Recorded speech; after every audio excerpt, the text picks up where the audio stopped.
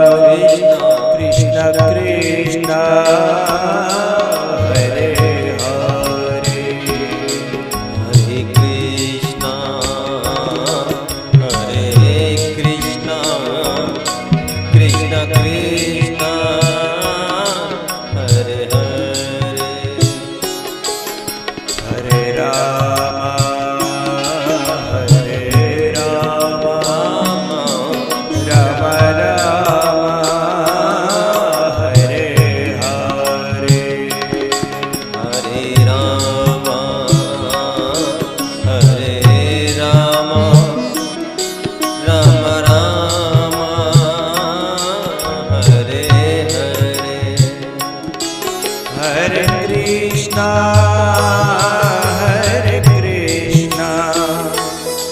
कृष्ण कृष्ण हरे हरे, हरे कृष्णा हरे कृष्णा, कृष्ण कृष्णा हरे हरे, हरे राम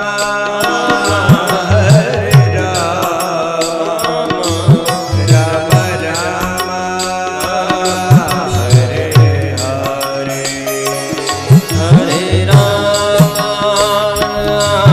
हरे राम, राम राम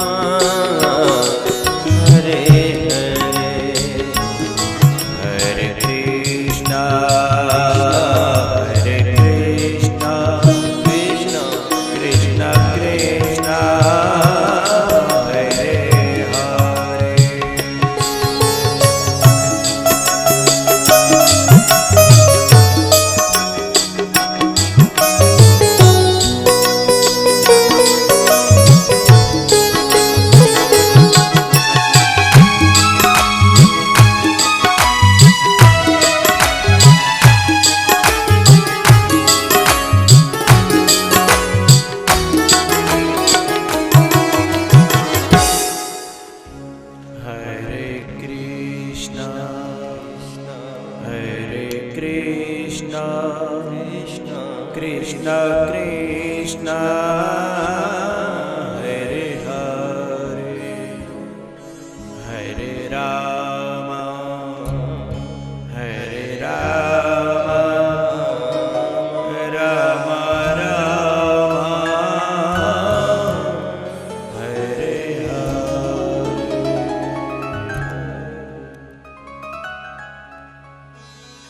भैया केवट ने भगवान के पांव धोए,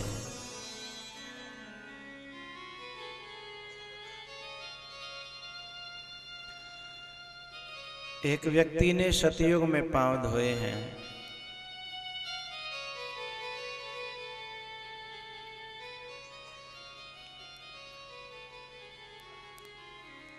लेकिन पूरे नहीं धो पाया, अधूरे। और कोई छोटा मोटा व्यक्ति नहीं, पूरी दुनिया को, सारे संसार को बनाने वाला ब्रह्मा।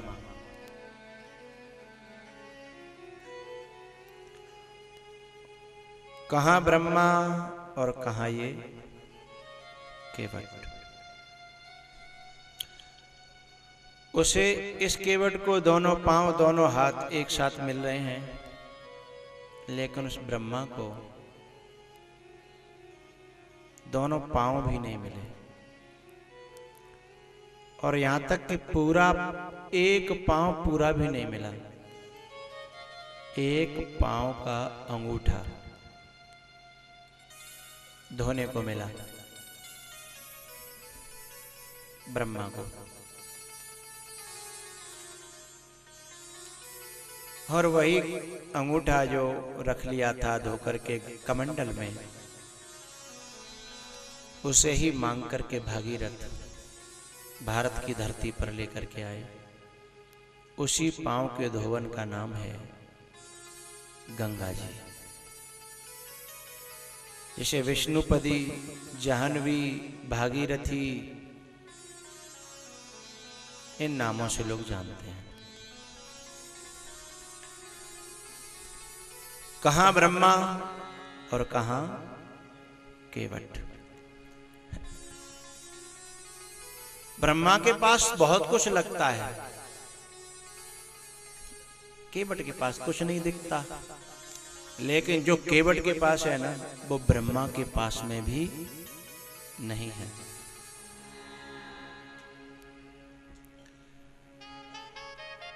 ब्रह्मा से जब नीचे आएंगे तो एक व्यक्ति ने और भगवान के पांव धोए।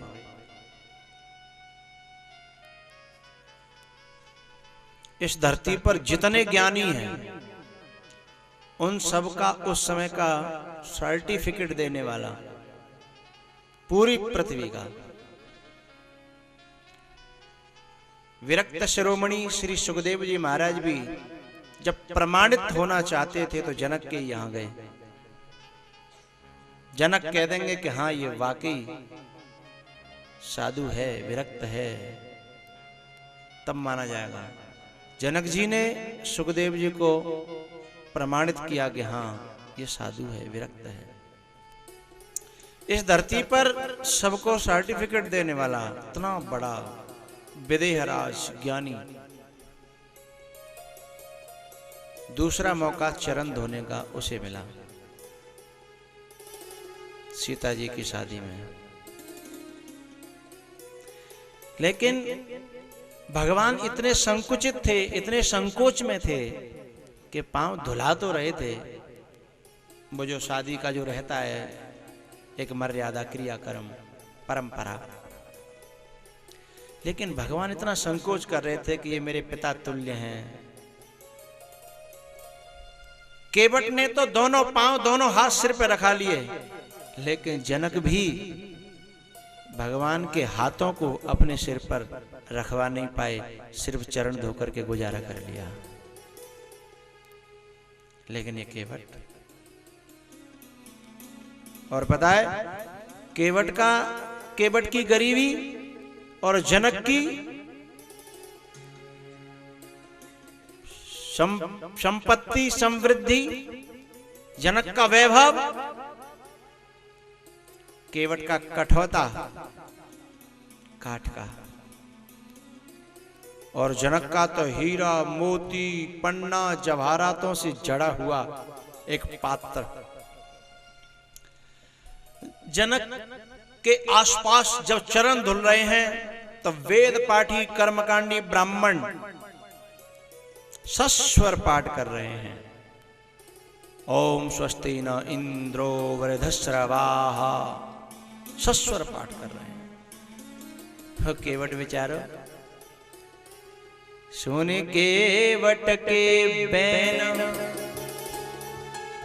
प्रेम लपेटे अटपटी, विहसे करुणा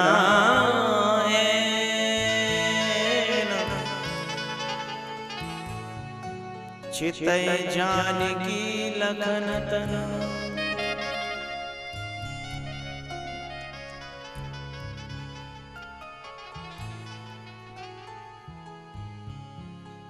जनक को चरण धोने को तब मिलते हैं जनक क्या क्या देते नहीं, क्या क्या देते हैं, तब जाकर के कहीं चरण धोने को मिले। केवट कुछ देता नहीं है,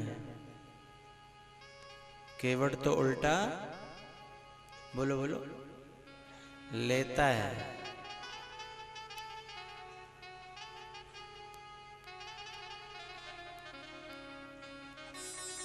ये सब बातें मैं क्यों कह रहा हूं जरा समझना।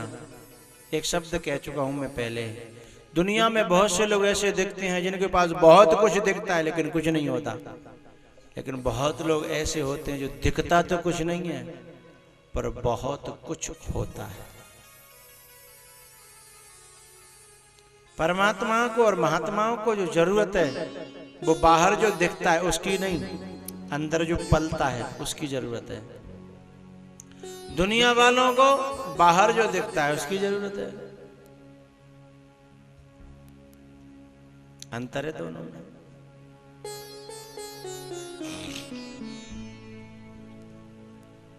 लाइन से लगा दिया। शेषनाग को चरण धोने के बाद में सब अपने खानदान के खड़े थे, पहले पितरों को अर्पण किया, उनको उतार दिया। पितर पार कर, सबसे पहले अपने पितरों को उतारा कि लो। उसके बाद अपने सब जो कुटुंब के लाइन से लगे हैं, एक तरफ देखा कि इधर जानकी जी खड़ी हैं और लखन भैया भी हैं। चरणामृत बांटना कहां से शुरू करूं?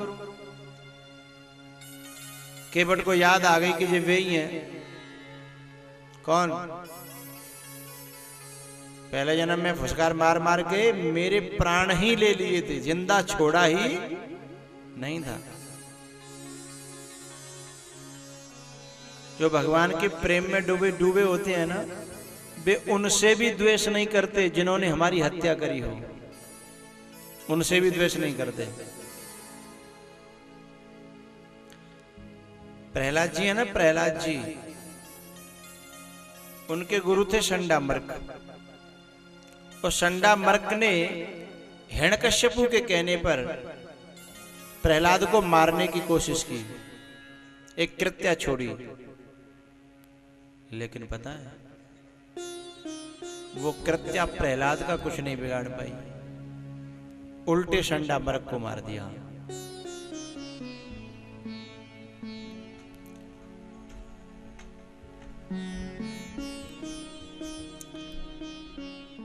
उल्टे शंडामर्क को उस कृत्या ने मारा। संतों के पीछे से इन्हें निकाल दिया महाराज जी।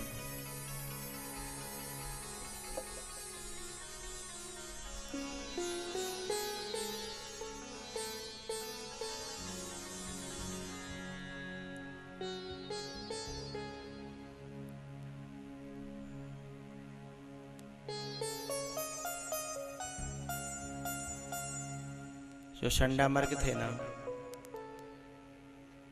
वो मरे पड़े हैं। पता है क्या हुआ? भीड़ इकट्ठी हो गई, गुरुदेव मर गए, गुरुदेव मर गए। उसमें प्रहलाद एक बात कहते हैं जो दिल को छू जाती है।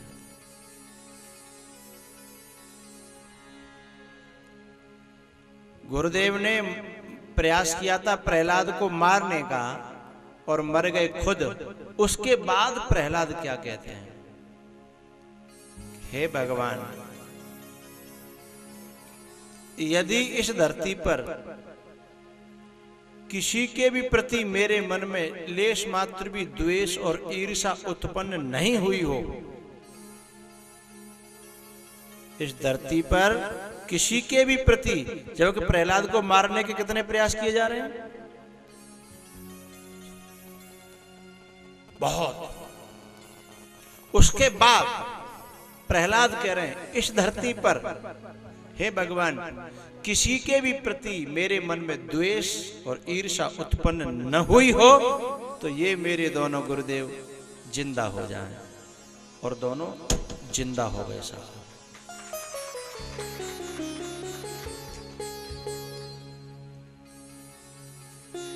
केवट सामने देख रहा है कि ये ही मेरे कातिल हैं,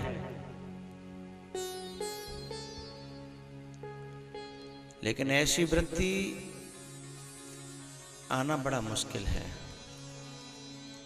कोई थोड़ा सा अपमान भी कर देता है, मारना तो बड़ी बात है, आंखों से हटता नहीं है।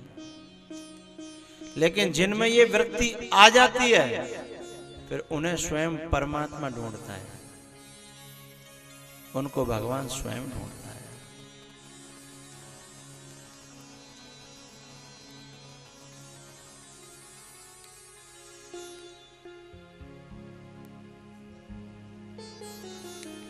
ये वृत्ति माताओं में काफी % में होती है, क्षमा करने की।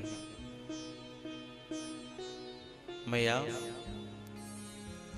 क्षमा करने की प्रवृत्ति माताओं में बहुत ज्यादा होती है, पर थोड़ा सा अंतर होता है। पूछो तो बता भी दूं, नहीं बताऊं?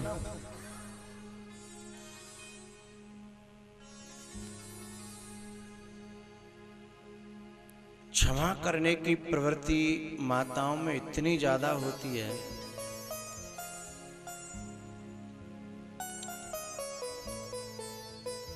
बच्ची या बच्चा कितने अपमान करते हैं, कितना माँ के साथ में मारपीट करता है बालक छोटा सा, लेकिन हमेशा क्षमा करती रहती है।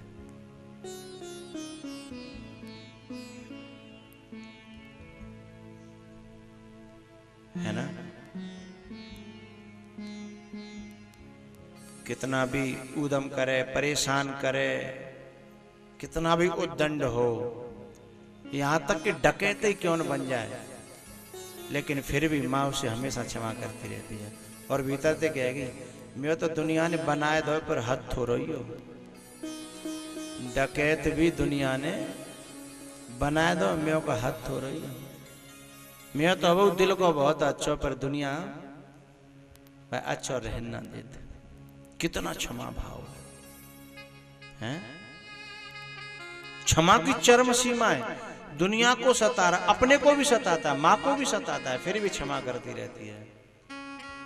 इतना क्षमा भाव कम है क्या? बहुत बेहद क्षमा भाव है। लेकिन अंतर इतना है, ये क्षमा भाव केवल यहीं तक रह जाता है, अपनी संतान तक, अपनी संतान तक। ये क्षमा भाव आगे नहीं बढ़ता।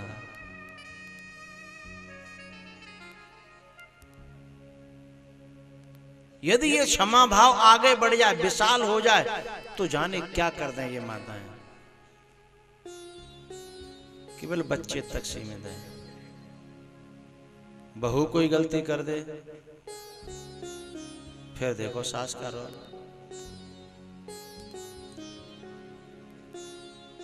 या सास कोई गलती कर दे और बहू ने ठीक ठाक हो, अच्छे से पैसा भाई की छोरी हो, सालों तक बैर नहीं निकलता, साहब पूरा ही नहीं होता। और इतनी लंबी लंबी बातें याद रखती है कि तूने फलानी डेट को ये कहा था, फलानी तारीख को ये कहा था, फलाने महीना में ये कहा था, भूल कैसे जाऊं। लेकिन बालक ने क्या क्या कहा था, क्या क्या नहीं कहा था, वो सब भूल गई। लेकिन सास की याद बहू नहीं रख रही और बहू की याद नहीं, बहू की सास नहीं भूल रही है और सास की। जैसे क्षमा भाव यहां था बेटे के प्रति, यदि ऐसा संसार में हो जाता तो सारे देवता उसके चरणों में लोटपोट हो जाते साहब। एक ने कही, एक ने मानी, और समझदार की यही निशानी।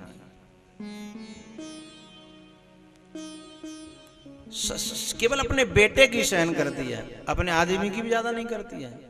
आदमी ज्यादा समझ आवे, ज्यादा कचूक है, बोले भाई मैयो समझ आ, मुँह का समझ आ रहा हूं भाई, समझ आ ले पहले।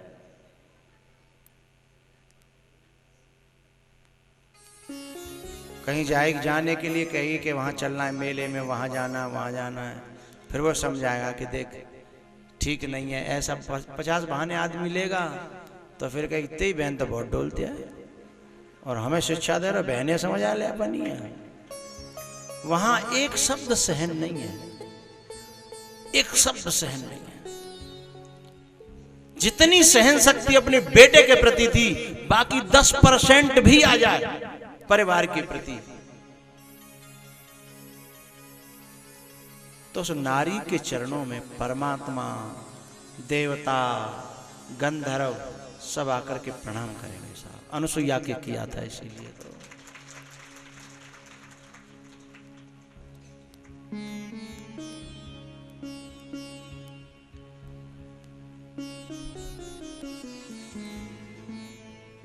बात किस पर चली, मैं आपको निवेदन करूं। केवट का कातिल सामने खड़ा है, केवट का कातिल सामने खड़ा है। कौन है? हाँ, लखन जी, शेषनाग है। इन्होंने पहले फुसकार मार करके इसकी हत्या करी थी, लेकिन द्वेष नाम की चीज नहीं है। ईर्ष्या नहीं है, द्वेष नहीं है, बैर नहीं है। इतना जरूर है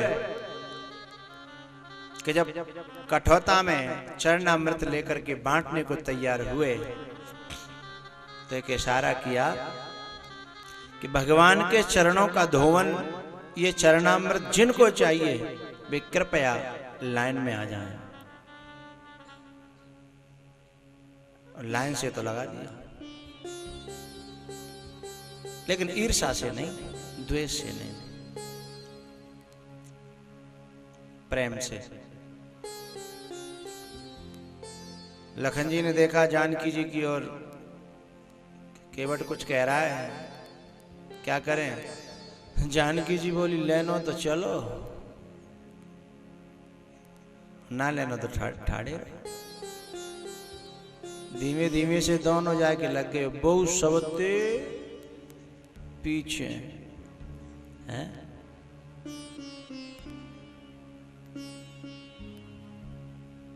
इसलिए संत महात्मा एक बात कहते हैं, समय का खेल है।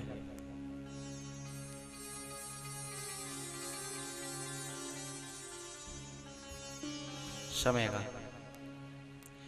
समय अच्छा आ जाए तो कोई इतराए ना। किसी दिन उसी के यहां हाथ फैलाने पड़ सकते हैं जिसको तुमने कभी बांटा हो। कभी उसी के हाथों डांट खानी पड़ सकती है जिसको तुमने कभी डांटा हो।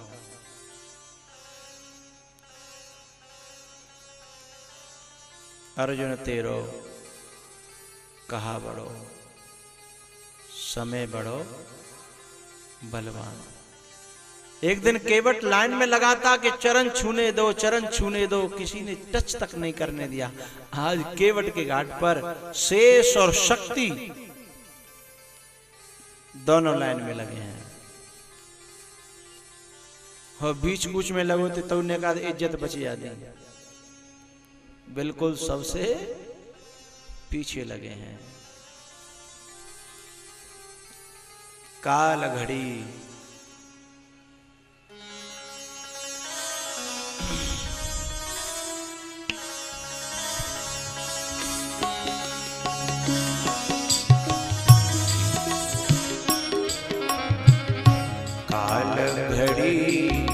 बलवान दीवाने बंदे, काल घड़ी बलवान दीवाने बंदे। 2 दिन का मेहमान दीवाने बंदे, 2 दिन का मेहमान दीवाने बंदे, दीवाने बंदे मूर्ख बंदे, दीवाने बंदे मूर्ख अंधे। काल घड़ी बलवान दीवाने बंदे।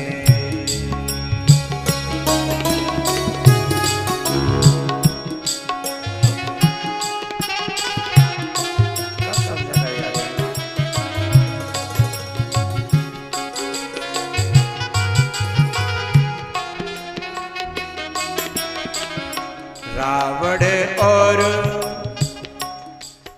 कुंभकर्ण से महाबली, जिनके बल सो कांपे ये धरती पर, रहा न नाम निशान दीवाने बंदे, रहा न नाम निशान दीवाने बंदे।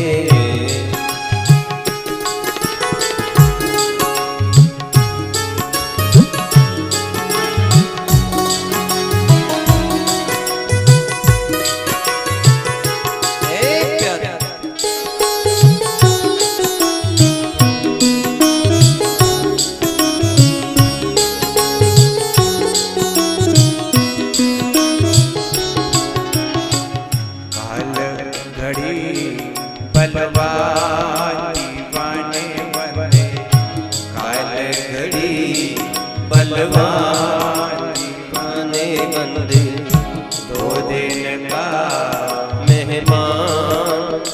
दीवाने बंदे। 2 दिन का मेहमान दीवाने बंदे।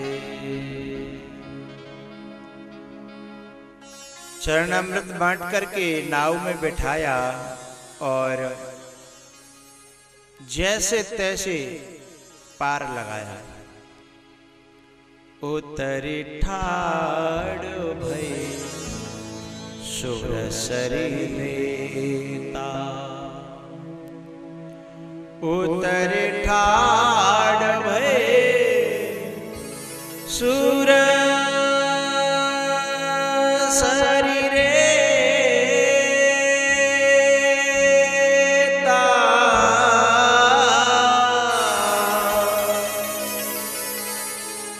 उतरी ठाड़ भई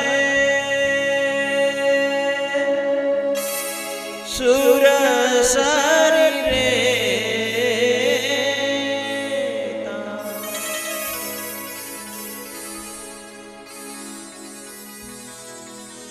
ब्रह्मा, जनक और केवट ये तीनों चरण धोने वाले हैं। केवट की औकात देखी जाए सामाजिक दृष्टि से तो विचारा है, लेकिन भगवान इसके घाट पे क्यों आए?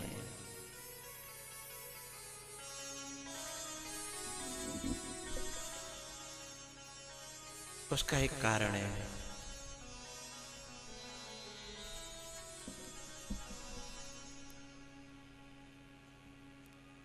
केवट की नाव गंगा में रहती है, हिलोरे खाती है, और गंगा में जिसकी नाव होगी उसका दिल बड़ा पवित्र होगा। लेकिन मैं भागीरथी की बात नहीं कर रहा, मैं इस कथा की गंगा की बात कर रहा हूं।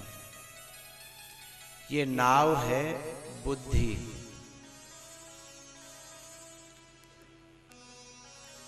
और हम चाहते हैं कि हमारी बुद्धि में, हमारे हृदय में परमात्मा बैठे, परमात्मा आए, स्थान ग्रहण करे। लेकिन हमारी बुद्धि घूमती कहाँ है, चलती कहाँ है? गंगा में नहीं, संसार में। यदि केवट की नाव की तरह हमारी बुद्धि भी यदि कथा की लहरों में हिलोर खाए, इसमें रहे, तो हमें भगवान से नहीं कहना पड़ेगा कि हमारे यहाँ आओ, हमारी नाव में बैठो। जब कथा में हिलोर खाते खाते ये नाव पवित्र हो जाती है, कथा पवित्र ही तो करती है। मंगल करण कलिमल हरण, तुलसी कथा रघुनाथ की कलिमल हरण। जब नाव पवित्र हो जाती है तो भगवान स्वयं कहता है कि भैया तू मोए अपनी नाव में बिठा ले। जब कि न जाने कितने वहां नाविक और भी तो होंगे, अकेली अनौती केवट, जय केवट की नाव ही का नहीं, नाव तो बहुत थी। लेकिन और लोगों ने नाव को बाहर से सजाया था, बड़ी सुंदर सुंदर नाव बना रखी थी। लेकिन इसने बाहर से नहीं, इसने अंदर से नाव को सजाया था।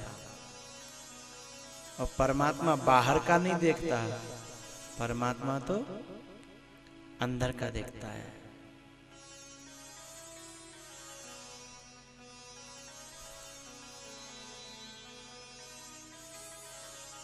भगवान ने जानकी जी की ओर देखा,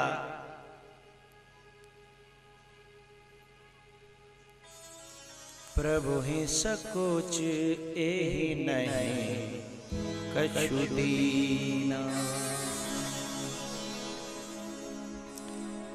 पियहिय की सिया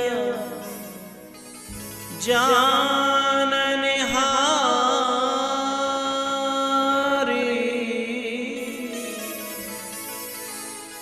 मन मुदरी मन मुदित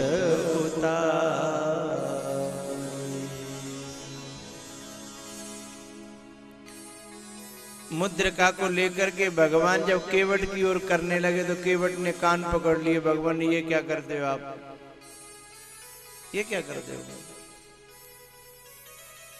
मुझे जीवन भर मजूरी करते करते हो गया।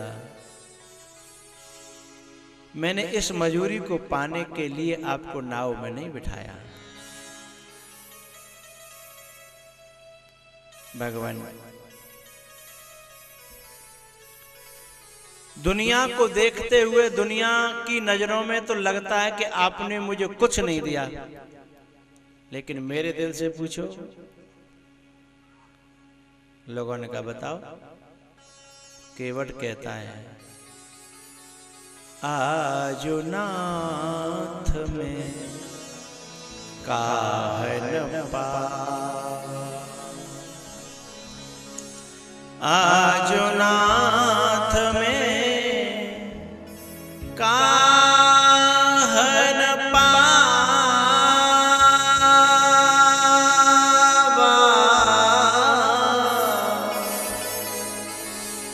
मीठे दोष दुख तारी दावा, मीठे दोष दुख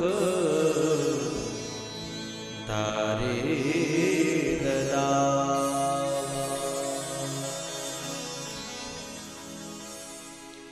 केवट भैया तेरी दृष्टि में तूने सब कुछ पा लिया, वो अच्छी बात है, पर मेरे हाथों से तुम कुछ नहीं लोगे तो मुझे संतुष्टि नहीं होगी, मुझे संतोष नहीं होगा। अपने लिए नहीं तो कम से कम मेरी खुशी के लिए ये थोड़ा सा रख ले।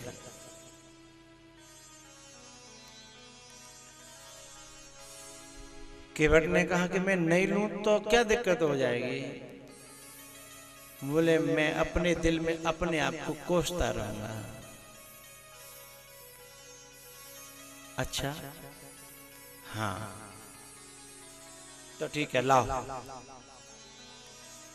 और केवट ने अंगूठी ले ली, राम जी के हाथ को पकड़ा और केवट ने वो अंगूठी राम जी के हाथों में दोबारा रख दी। बोले ये क्या कर रहे हो? बोले आपने दिया मैंने ले लिया, लेकिन अब ये मेरी अमानत आप रख लो। आप परदेश जा रहे हो, जंगलों में जा रहे हो, जाने कहाँ जाओगे, कभी काम आ सकती है। जब लौट करके वापस आओ तो मेरा मुझे वापस कर देना।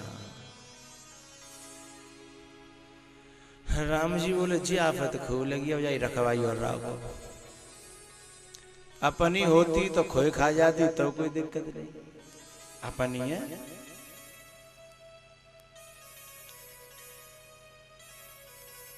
कोई माता अपनी साड़ी पहन के गई हो, कोई फंक्शन में फट जाए, चाहे सन जाए, चाहे बिगड़ जाए, कोई दिक्कत नहीं है। और मगेनू पैर जा और फिर फाल लावे तो फिर बड़ी दिक्कत है। अब ये मगेनू ये अमानत है, अब बड़ी सुरक्षा करनी पड़ेगी। पता है शाम को जब केवट अपने घर पहुंचा तो केवट की पत्नी जो पर्वतिया, उसने पकड़ लिया केवट को कि आपसे ज्यादा मूर्ख इस दुनिया में कोई नहीं है।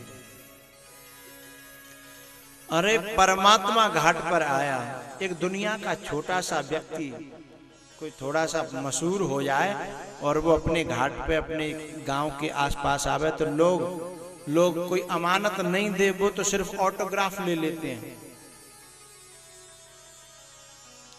हैं?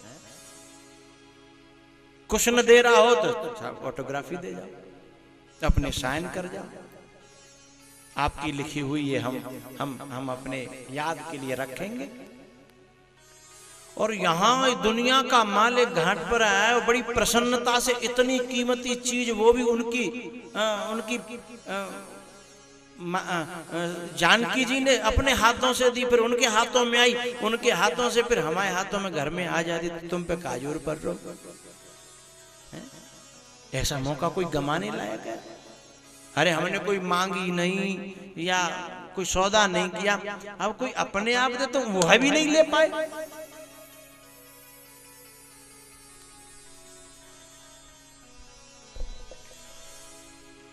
केवट ने कहा कि तेरा जो लालच है ना, ये मुझे मार डालता। यदि मैं तू जैसे सोच रही है वैसे कर लेता तो। बोले क्यों, इसमें क्या बुराई है? तो केवट ने कहा, अरे पागल, मैंने बहुत बड़ा सौदा किया है, तू जानती नहीं है। तो बोलने का मंगो बताओ, का सौदा करे आए तुम? एक तो गांठ की अंगूठी दिया है, बहुत बड़ा सौदा करे आए, हाथ में आई भाई चीज चली गई तुम्हारे हाथ में। तब केवट ने समझाया घरवाली को, अरे पागल, हम गरीब लोग टूटी फूटी नाव से जैसे तैसे अपने पेट का गुजारा करते हैं, कभी भगवान का भजन नहीं कर सकते, हम भगवान का ध्यान नहीं कर सकते, भगवान की पूजा नहीं कर सकते। लेकिन मैंने एक ऐसा काम कर लिया है कि अब हमें भगवान का भजन करने की जरूरत नहीं है, ध्यान करने की जरूरत नहीं है, भगवान की याद करने की भी जरूरत नहीं है, भगवान का नाम लेने की भी जरूरत नहीं है। बोले क्यों? बोले ये सारे काम अब हम नहीं करेंगे, हमारे लिए स्वयं भगवान करेगा।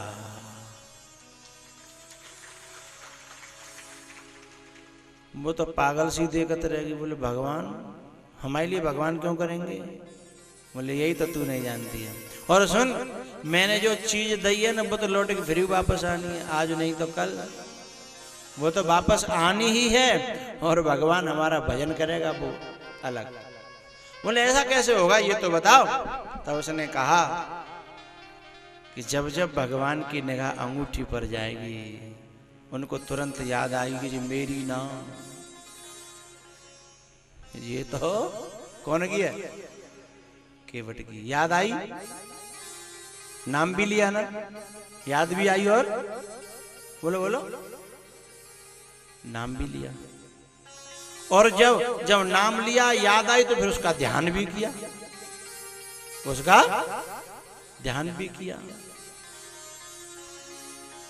और अपने आप को उसका कर्जदार माना, अपने आप को उसका कर्जदार माना।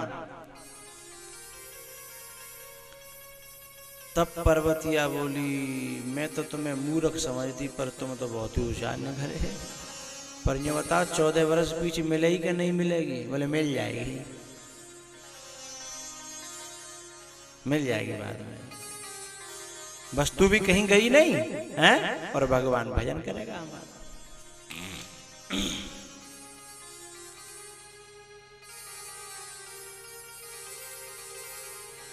और पता है भगवान जब लौट के आए थे ना, फिर भगवान ने वो अंगूठी दिखाई कि भैया केवट, ये तुम्हारी 14 साल बड़ी बड़ी मुश्किल से जाके ये तुमने हमें अमानत सौंपी, जैसे तैसे हमें बचा के लाए पाए। ले भैया पकड़े अपनी। केवट बोला, अरे कोई आज आदमी 2 साल के लिए पैसा बरतवे के लिए ले 2000 रुपया 4000 रुपया, साल 2 साल के लिए तो बितने की बितने देखो, तुमने बरती है 14 साल ने कहा तो कुछ सोचो। राम जी बोले भैया जिकवते है भाई, जिकवते है भाई, बोले हर बात तय थोड़ी होती है कि तय वही तय वही। भैया अब हम पे तो जो कुछ चीज, अब तू जो बता फिर सो करें बता। अब तुम लौट के अयोध्या आ ही गए हैं, जो कुछ तेरी बनती हो 3 की के 2 की के 5 की, समझ गए ना, जो कुछ तेरी बनती हो ताए बता फिर बा इंतजाम करें। पर तू हमें कैसे हो, हम आप फंद दो, हम आप फंद दो।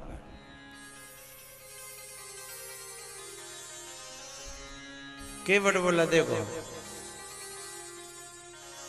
ना हमें तुम्हारी ये अंगूठी चाहिए ना इसकी ब्याज चाहिए। बोले तो देखो हम पे जो वाहन है तो टूटे फूटे, हमने अपने वाहन में तुम्हें मतदा के समय में बैठाया, अब तुम हवाई जहाज से आए हो तो बस हमने अपने वाहन में बैठाया। जैसा हो तो तुम पे जैसा हो तो हमें अपने वाहन में बैठा लो, हमारा हिसाब किताब बराबर है।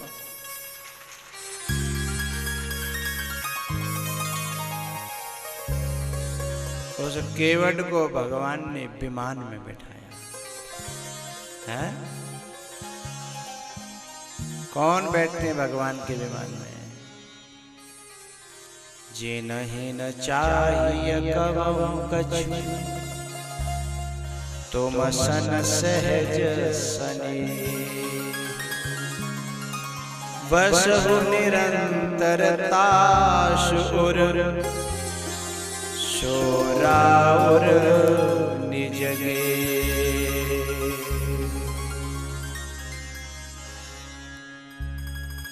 भगवान आगे भरद्वाज जी से मिले हैं, उसके बाद में वाल्मीकि जी से उनकी मुलाकात हुई। वाल्मीकि जी से कहा कि हमें रहवे के स्थान बताओ। वाल्मीकि जी ने कहा कि पहले तुम हमें बताओ। बोले हम क्या बताएं? बोले पहले आप ये बताओ कि आप कहाँ नहीं हो, तो फिर हम बताएं कि तुम यहाँ रहो। जह न हो तह देव कहीं, तुम ही दिखावऊं ठाम।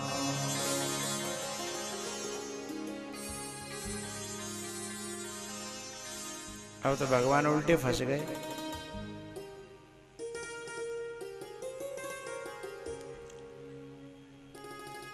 भगवान ने कहा सुनो, जिस तरीके से तुम रहने की बात कर रहे हो उस तरीके से तो मैं सब जगह हूं, लेकिन अभी मैं तुम्हारे सामने जिन 3 रूपों में हूं, मेरे साथ में लखन है, जानकी है, इन दोनों को लेकर के मैं कहां रहूं ये बताओ।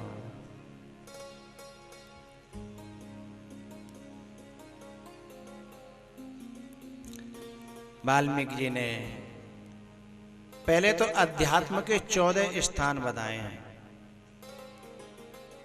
बड़े गंभीर हैं, भक्ति ज्ञान वैराग्य से लबालब भरे हुए। उसके बाद में फिर भौतिक दृष्टि से चित्रकूट बताया। सुरसरिधार नाम मंदाकिनी, शोषब पातक पोतक डाकिनी। सुरसरिधार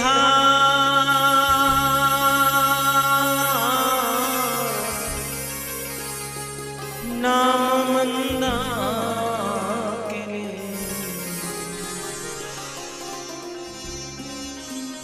भगवान बस पास में ही मंदाकिनी बहती है और वहीं पर अत्रि मुनि रहते हैं। महासती कौन है? एक बात है, सब जानता है, हम समझ देगा हम ही जानते हैं।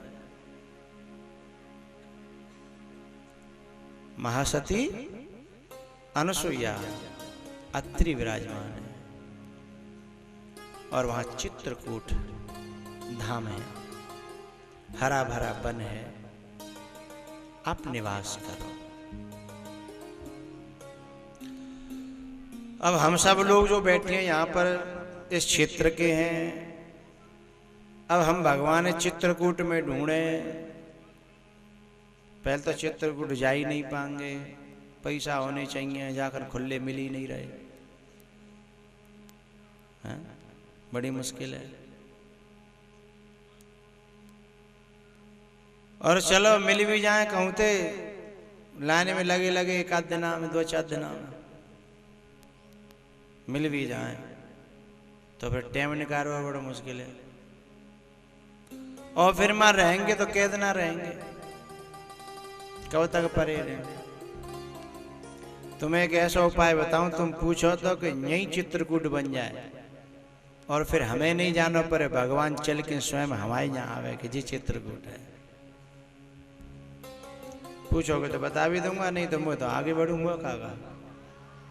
हाँ जी।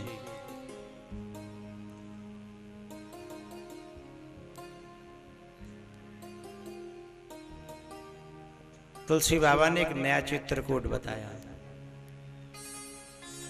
राम कथा मंदाकिनी। शमशाबाद में क्षत्रिय भवन के पीछे, और इस समय जहां बैठे हो आप, और जो तुम्हारे कानों में होकर के भीतर चली जा रही है, ढरकती हुई, धीमे धीमे लहराती हुई, प्रविष्टः कर्णरंध्रेण श्वानां भाव सरोरुहम्। कानों के माध्यम से भीतर जा रही है। क्या है ये? मंदाकिनी। राम कथा मंदाकिनी। लेकिन मंदाकिनी यदि इस कान से सुनी और इस कान में होकर निकल गई तो चित्रकूट नहीं बनेगा। ये सीधी जाए भीतर। कहाँ? सुमति भूमि थल हृदय अगाध। हृदय की अगाध जो अवस्था है उसमें ये चला जाना चाहिए, और जब वहां ये प्रकट हो जाएगी तब क्या बनेगा? चित्रकूट चितचार।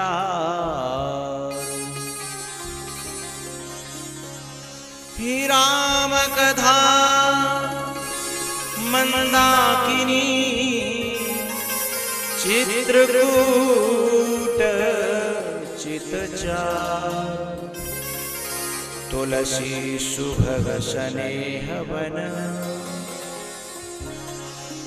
चित्रकूट में से मंदाकिनी और गुप्त गोदावरी हटा दी जाए तो फिर वो जंगल जंगल नहीं रहेगा, सब बेहड़ हो जाएगा।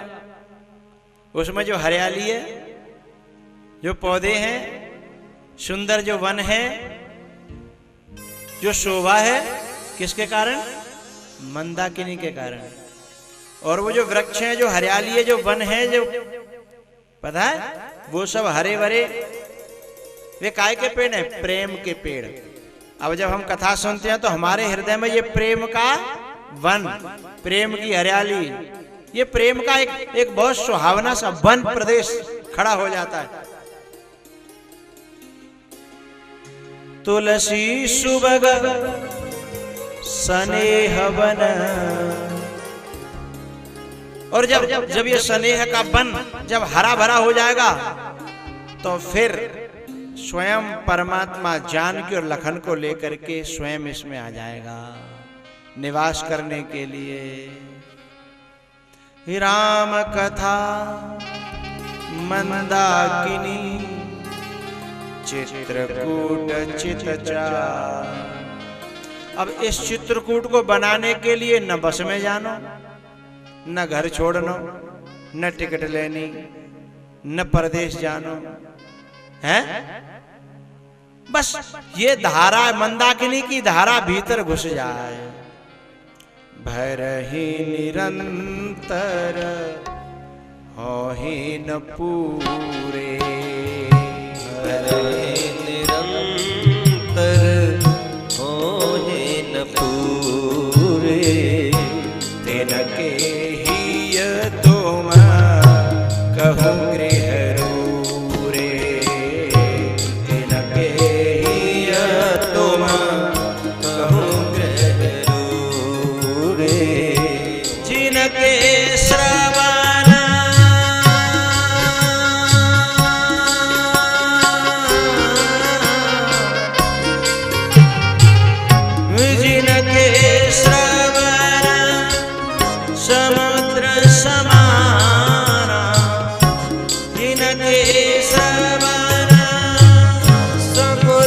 समाना।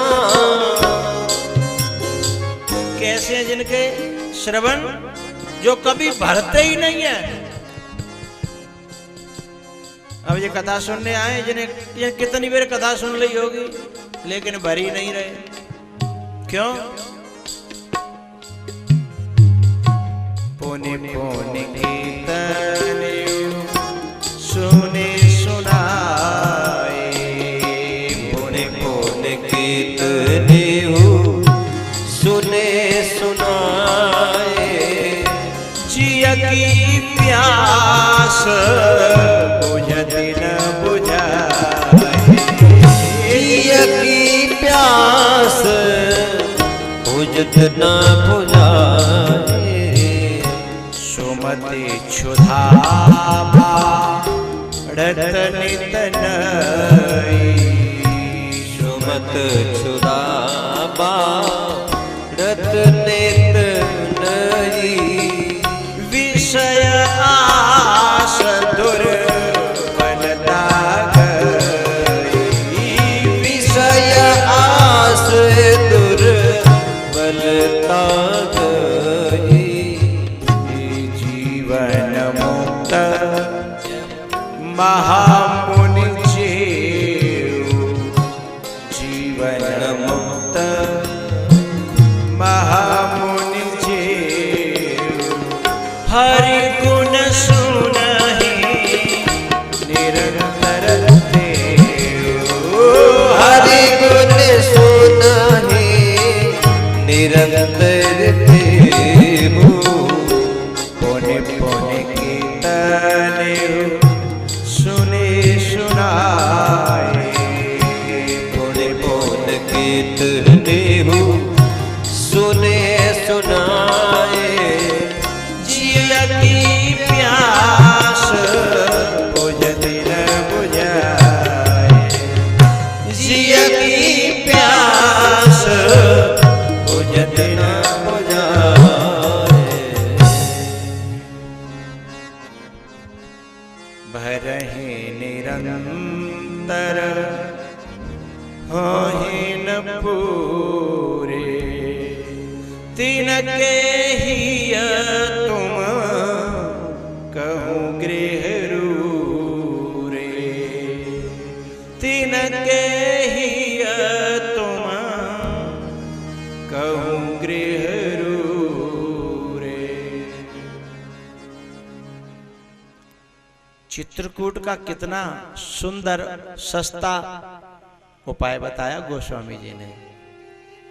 भैया जिनकी क्षमता हो चित्रकूट जावे कि चित्रकूट जाओ, लेकिन क्षमता नहीं होए तो जा चित्रकूट बनावे में तो कोई न खर्चा न कोई दिक्कत। और एक बात निश्चित है, उस चित्रकूट पे शायद सदियों लग जाए फिर भी भगवान मिले मिले न मिले। ये नहीं कहना कि मिलेंगे नहीं, मिले मिले न मिले, लेकिन यदि ये चित्त का चित्रकूट बन गया तो भगवान मिले मिले न मिले नहीं, भगवान को मिलना ही पड़ेगा। उनका दिया हुआ वचन है स्वयं का।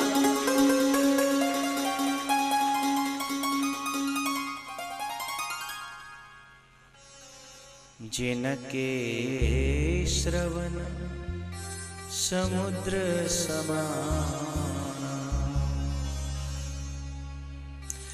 कथा तुम्हारी सुभग सरिना। भगवान चित्रकूट पर पहुंचे। इधर सुमंत जी लौट करके दशरथ के पास पहुंचे, समाचार सुनाया। और जैसे समाचार सुना दशरथ जी ने तुरंत कौशल्या को बुलाया।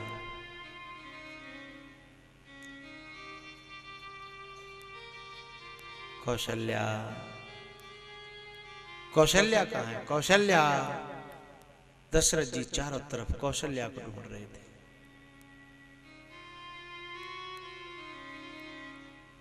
और कौशल्या से कहा, अरे शत्रुपा, मरते समय आदमी को सब यादें आने लगती हैं। मैंने क्या किया, क्या नहीं किया।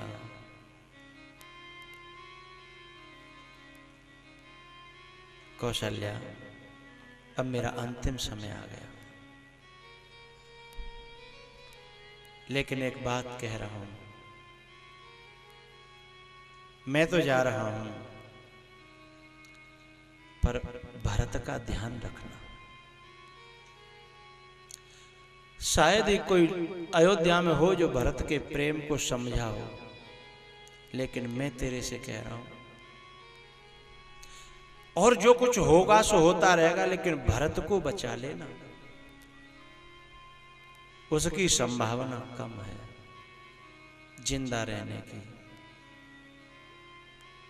क्योंकि भरत जान राम परिछाई। और सुन, इस समय बहुत तेज तेज हवाएं चल रही हैं केकई और मंथरा की, और भरत जान, भरत आएगा वहां से, और भरत इस कुल का दीपक है, और दीपक को बुझने में ज्यादा देर नहीं लगती। उसका ध्यान रखना। और सुन, पूरा जीवन बीत गया तेरे साथ, मैंने तेरे से कभी झूठ नहीं बोला।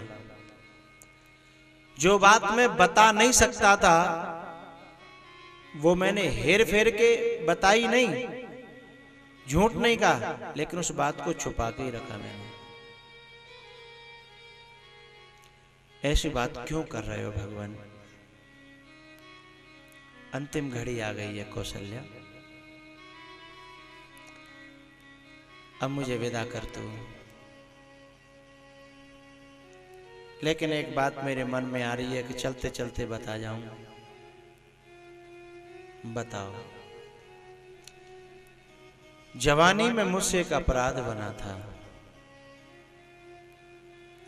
और उस अपराध के कारण, अपराध किया था मैंने, और आज उसकी सजा भोग रही है सारी प्रजा और आप सब।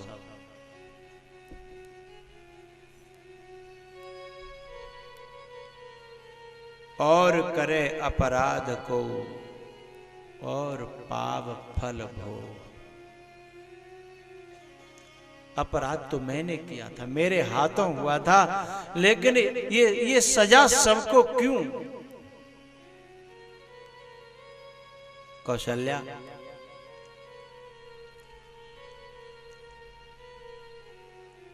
मैं बड़ा धनुर्धर था, मैं शब्दवेदी बाण चलाने वाला था। एक बार जंगल में मेरा मूड हो गया शिकार खेलने का।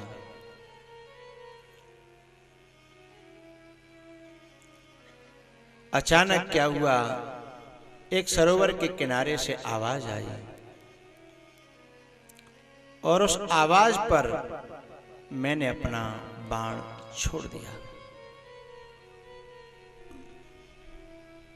लेकिन जब दौड़ करके मैं वहां पहुंचा तो मैं मरा नहीं, मेरे सब कर्म हो गए।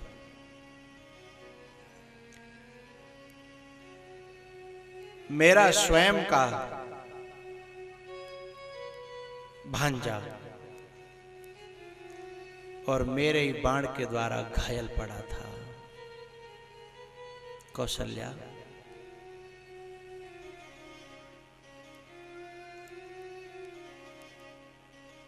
वो छटपटा रहा था, लेकिन मेरे को सामने देखकर के उसने एक ही बात कही कि महाराज, मेरा अंतिम प्रणाम स्वीकार करो, लेकिन मेरी अंतिम इच्छा पूरी कर देना।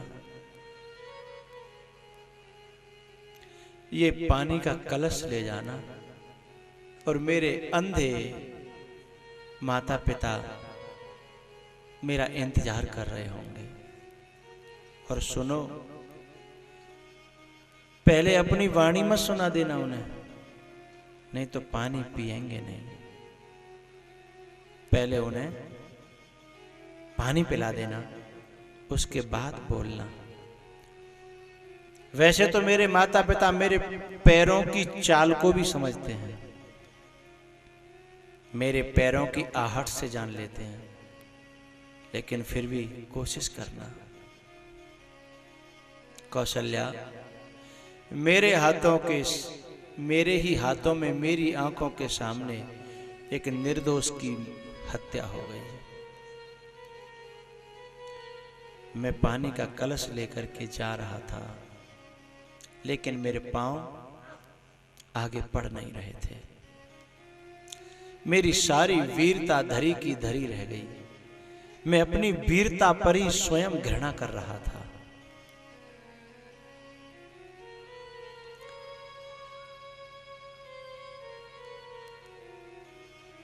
दूर से मैंने अंधी और अंधे को देखा। मैं बहुत आहिस्ता आहिस्ता गया। वो बाट निहार रहे थे अपने बालक की और प्यासे थे।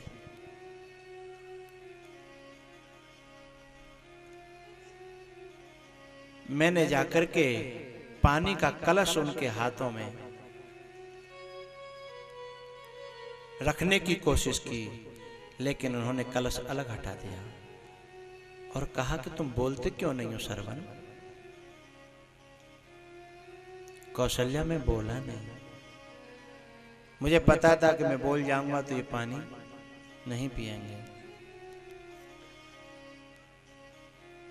सरवन, ऐ सरवन, तुम बोलते क्यों नहीं हो?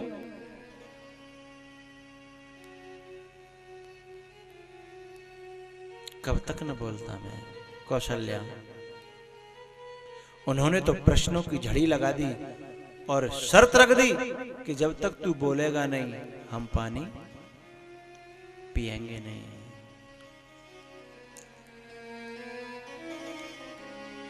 तू कौन है, क्यों मौन है, हमसे आ भेंटा है।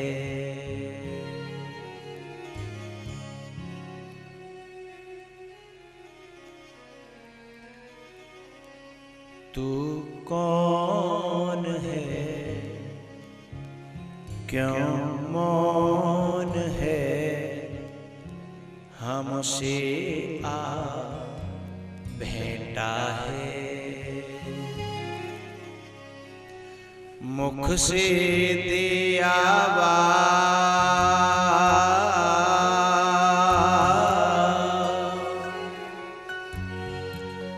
मुख से दे आवाज, अगर तू सरवन बेटा है। तू कौन है, क्यों मौन है, हमसे आ भेंटा है। कुछ जल्दी न हो तो मैं इस विषय को थोड़ा खोलूं, जल्दी तो नहीं। दशरथ जी के खानदान में ये शब्द वेदी वाण से बहुत गलतियां हुई। मेरा कहने का मतलब यह है प्यारे, बिना कन्फर्म किए किसी के ऊपर मत बाण छोड़ना और मत बाणी छोड़ना। हम किसी के बारे में भी कभी बाण छोड़ देते हैं और कभी बाणी छोड़ देते हैं। और आप सब जानते हो, बाण खाने के बाद हो सकता है व्यक्ति उसका घाव पुर जाए, लेकिन वाणी का घाव पुरता नहीं है। तो हम सब लोग बाण तो नहीं छोड़ते, लेकिन वाणी तो दिन और रात छोड़ते हैं। पता नहीं है कि वो आदमी कैसा है, लेकिन काऊ से सुनी और वाणी छोड़ दी कि हाँ सही कह रहा है। प्यारे हो, यह गलती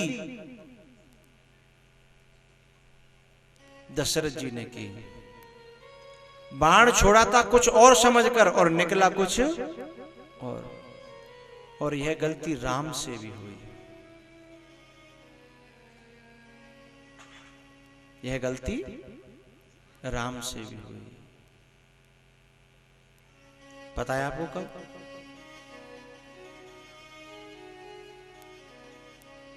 जिस समय मारीच हिरण का रूप धारण करके आया,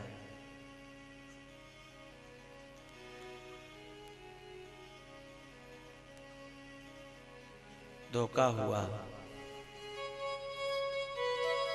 जब बाण मारा तब हिरण था, जब बाण छोड़ा और बाण लग गया तब निकला तो कुछ। धोखा हुआ है मुझसे, धोखा निकल गया है। समझा था मैंने हिरणा, इंसान मर गया है। समझा था मैंने हिरणा, इंसान मर गया है। धोखा हुआ है मुझसे, धोखा निकल गया है। समझा था मैंने मिर्गा, इंसान मर गया।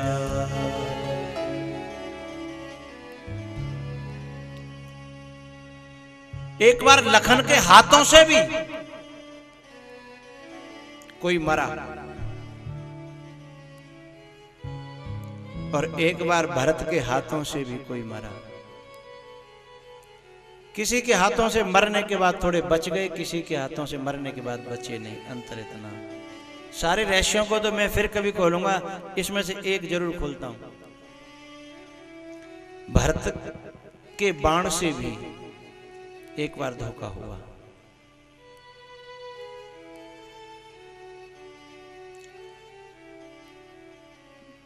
भरत जी महाराज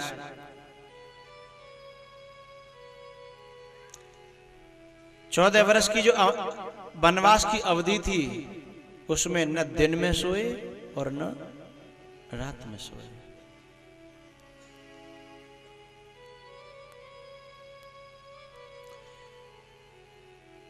रात्रि में एक शिला पर बैठा तपस्वी और जाप कर रहा था, श्री राम श्री राम श्री राम। एक कुटिया बनी है, सामने एक चबूतरा है, गाय के गोबर से लिपा हुआ, उस पर वीर आसन में बैठा है और पूरी अयोध्या पर निगरानी कर रहा है। राम का काम कर रहा है और जिह्वा से राम का नाम जप रहा है और आंखों में राम के नाम के याद के आंसू हैं। पुलक गात हिय सिय रघुवीरु और नाम जीह जप लोचन नीरू। एक शिला पर एक तपस्वी बैठा, भगवा वस्त्र धारण किए। इतने में क्या हुआ, अयोध्या के ऊपर से एक विशाल काय असुर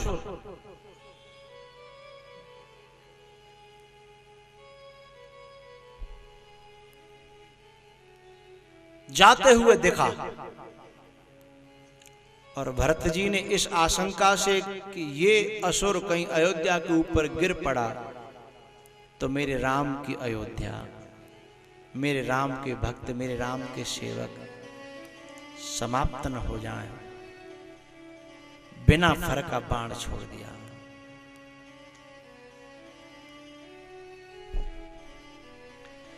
ऐसा बाण लगा कि एक ही बाण में हनुमान जी मूर्छित होकर के, समझा क्या था?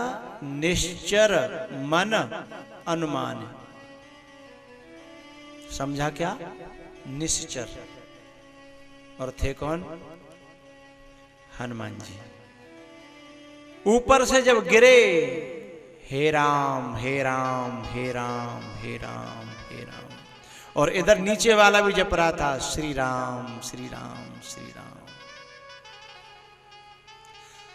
ऊपर से गिरने वाला भी और गिराने वाला भी, जब दोनों ने सुना, जब दोनों का नाम एक ही निकला तो भरत की गिलानी का ठिकाना न था साहब।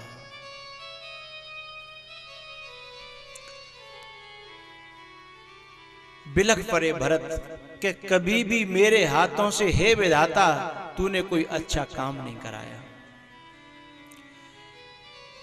मैं हमेशा राम को दुख देने के काम आया, मैं राम के भक्तों को भी दुख देने के काम ही आया। आज भी मेरी हाथों से कोई राम का प्यारा ही मात खा गया। लेकिन भरत जी ने कहा, हे भगवान, यदि मेरा प्रेम आपके चरणों में सच्चा है तो ये बानर होश में आ जाए, पीड़ा रहित हो जाए।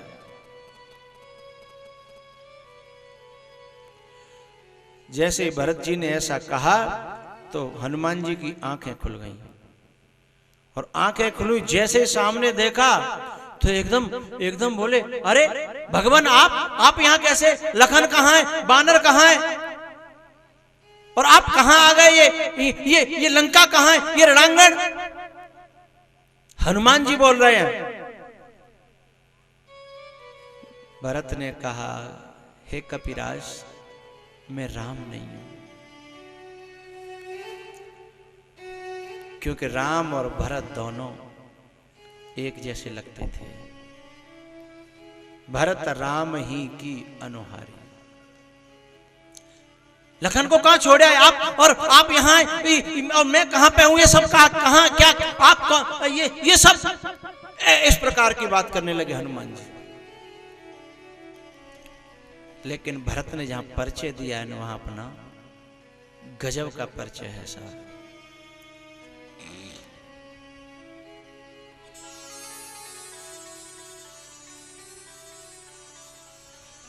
कोमल स्वभाव, भरत जी कह रहे हैं, कोमल स्वभाव कौशल्या का सुत राम नहीं। हे कपिराज, जिस कोमल स्वभाव वाले की तुम बात कर रहे हो ना, वो मैं नहीं हूं। कोमल स्वभाव कौशल्या का पुत्र राम नहीं। हृदय कठोर के कई का पुत्र प्यारा। के कई कठोर, हृदय कठोर के कई का पुत्र प्यारा। पाहन अपावन को पावन किया न मैंने। पाहन से पवित्र में पाप से समारा। मुझे कैकेयी ने पापों से निर्माण किया है। हनुमान जी सोचने लगे कि ये तो भरत है, ऐसा क्यों बोल रहे हैं ये? समझ में आ गई। उन्होंने कहा कि मैं कैकेयी का पुत्र प्यारा हूं। पूज्य पाद पिता प्रतिज्ञा काल में पालक नहीं। पूज्य पाद पिता की प्रतिज्ञा काल में पालक नहीं। घालक पिता का प्रजापुर का हत्यारा हूं। मेरे बाप का भी वध मेरे कारण तो हुआ, न मैं होता और न कैकेयी मेरी ममता में इतना सब करती। मैं आज्ञा का पालन करने वाला राम नहीं हूं, मैं तो पिता का ही हत्यारा भरत हूं। अंतिम में जो शब्द कहा हृदय को वेदने वाला है साहब। भैरव भरत हूं मैं भगवान राम नहीं, मैं भगवान राम नहीं। अधिक क्या कहूं, अधिक क्या कहूं, अधिक कहूं क्या किस, किस माने हनुमान जी। अधिक कहूं क्या किस बधिक तुम्हारा हूं, बधिक तुम्हारा हूं। मेरा परिचय इतना है कि मैं बाप का हत्यारा हूं, मैं प्रजा का हत्यारा हूं और मैं तुम्हारा भी हत्यारा हूं। तुम मुझे राम मत समझो, मैं मां कौशल्या का बेटा नहीं हूं, मैं कैकेयी का पुत्र हूं। मैं राम की तरह बाप की आज्ञा का पालन करने वाला नहीं, मैं तो बाप के प्राणों का लेवा हूं।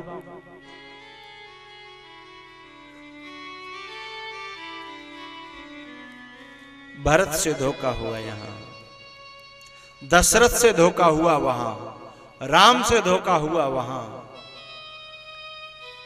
लेकिन ऐसा मत समझना कि उसी वंश में धोखा हुआ। यहां ऐसा कौन बैठा है जो पग पग पर धोखे नहीं खा रहा है। हम सब धोखे में ही तो जी रहे हैं। यथार्थ जिस दिन समझ में आ जाएगा ये धोखे मिट जाएंगे। ये धोखे में ही राग द्वेष ईर्षा वैमनस्यता सब कायम है धोखे में। जब हम एक दूसरे को समझ नहीं पाते तो हम एक दूसरे के बारे में कुछ का कुछ सोचने लगते हैं और वहां पर वाणी के बाण छोड़ने लगते हैं साहब।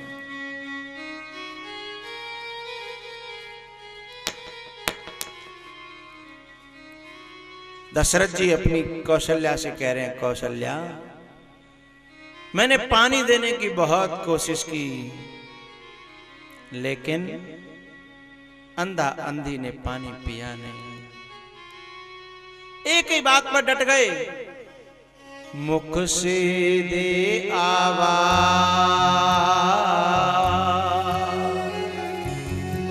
मुख से दे आवाज अगर तू सरवन बेटा है।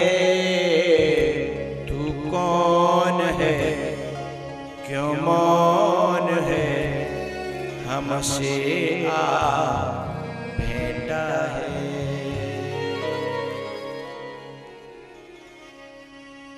जब किसी भी कीमत पर पानी नहीं पी रहे वो, तब दशरथ जी ने बताया कि बाबा क्षमा करना, मैं आपका बेटा नहीं हूं, आपके बेटे का हत्यारा हूं। दोनों बुढ़ा बुढ़ी बिलख पड़े कि हत्यारे के हाथ का पानी और हम पिए।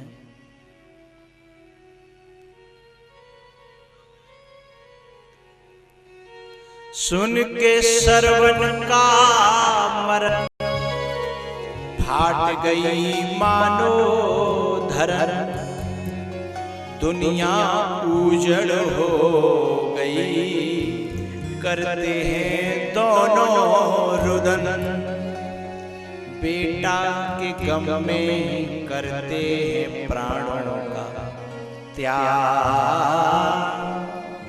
लेकिन हे दशरथ, आज हम बेटा के वियोग में अपने प्राणों का त्याग कर रहे हैं। हमारे भी दिल से ये बद्दुआ निकल रही है कि एक दिन तू भी जब मरेगा तो अपने बेटा के वियोग में ही तुझे अपने प्राणों का त्याग करना पड़ेगा। जा, हम आप अपने शरीर को छोड़ते हैं। ओ दशरथ महाराज, ओ दशरथ महाराज, तू भी पुत्रों से रहेटा है। तू कौन है, क्यों मौन है, हमसे आ भेंटा है। मुख से दे आवाज अगर तू, मुख से दे आवाज अगर तू सरवन बेटा है। तू कौन है, क्यों मौन है, हमसे आ भेंटा है।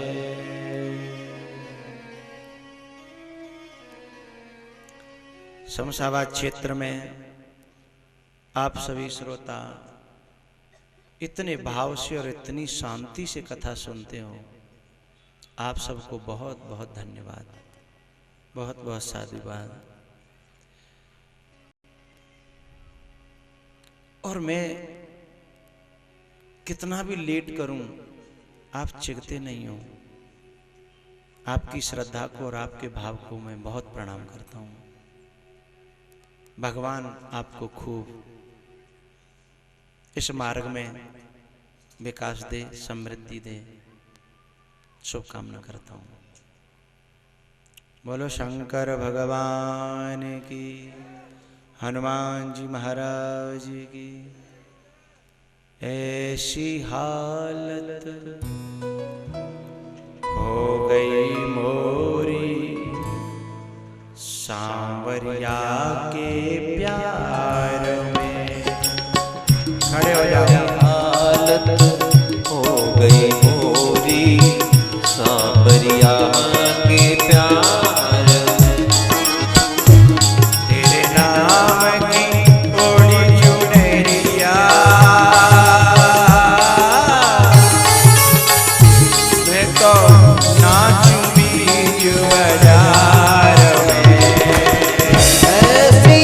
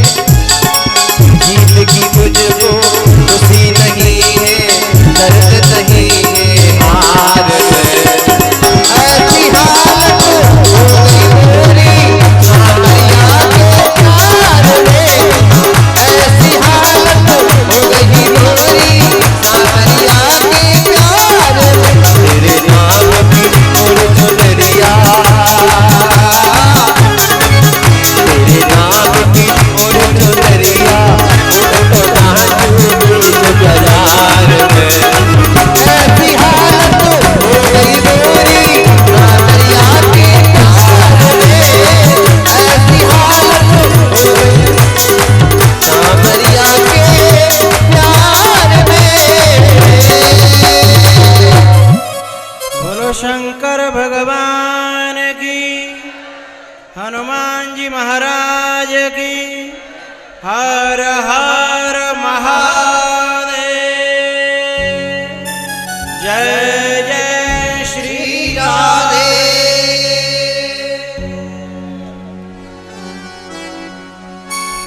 आरती श्री रामायण जी कीरत कलित ललित सियपी।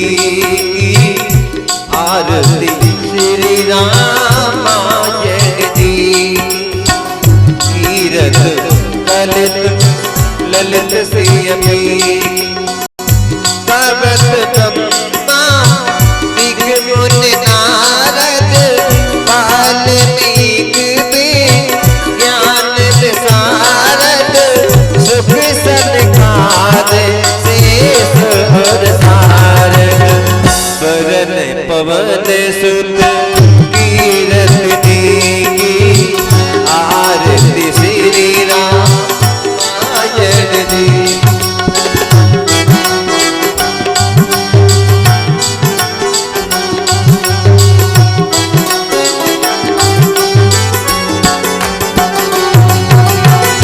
चारों वेद पुराण अष्ट दस छह शास्त्र सब ग्रंथन को रस। मुनि जन संपत को सर्वस। सार अंश सम्मत सभी की। आरती श्री रामायण जी की।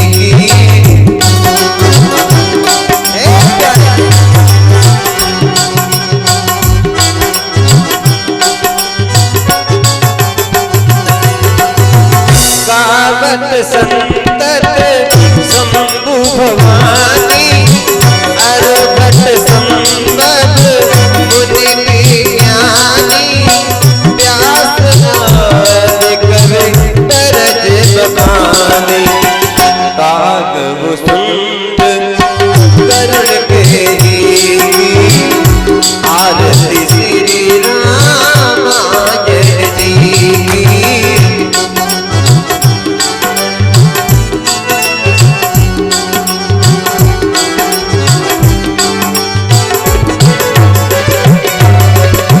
कलिमल हरने बिसरस फीकी।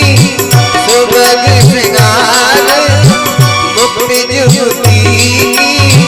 तलन रोग पूरे अभी की। तात मात तुलसी। आरती श्री रामायण जी। कीरत कलित ललित सियपी। आरती श्री रामायण जी। ओम द्योः शान्तिरन्तर्जगों शान्तिः पृथिवी शान्तिरापः शान्तिरोगदयः शान्तिः वनपतयः शान्ति विश्वे देवाः शान्ति ब्रह्म शान्तिः त्रिलोकं शान्तिः शान्तिरेव शान्तिः क्षमा शान्तिरेधि मन्त्रपुष्पाञ्जलि। ओम जल्लेनल्यमयदन्तदेवास्तानि धर्माणि प्रथमान्याचान्यः तेहनाकर महिमानः स्वतन्त्र पूर्वे साध्याः शान्तिदेवाः। हरिः ओम एकदन्ताय विद्महे वक्रतुण्डाय धीमहि तन्नो दन्ते प्रचोदयात्। हरिः ओम नारायणाय विद्महे वासुदेवाय धीमहि तन्नो विष्णु प्रचोदयात्। हरिः ओम महालक्ष्मी च विद्महे विष्णुवदने च धीमहि तन्नो लक्ष्मी प्रचोदयात्। हरिः ओम दाशरथाय विद्महे कौसल्यानन्दनाय धीमहि तन्नो रामा प्रचोदयात्। हरिः ओम जनकात्मजाय च विद्महे रामप्रियाय च धीमहि तन्नो सीता प्रचोदयात्। श्रीवन्दिकाम कुलजां भगवाटिलाभ जय पुण्यगजाद करवि तरचाल पुष्पै बेल्वा प्रवाल तुलसी दल मंजरे वे त्वां पूजा। में जगदे स्वर में प्रसीद नाना सुगंध पुष्पाणि यथा कालो भवानि च पुष्पांजलिर्मया दत्तं गृहाण परमेश्वरा प्राण पुरुषोत्तमाय नमः मंत्रपुष्पांजलि समर्पयामि। बोले राजा रामचंद्र भगवान के, हनुमान जी महाराज के, व्यास जी महाराज के, सुखदेव जी महाराज के, परीक्षित जी महाराज के। जय जय सीताराम।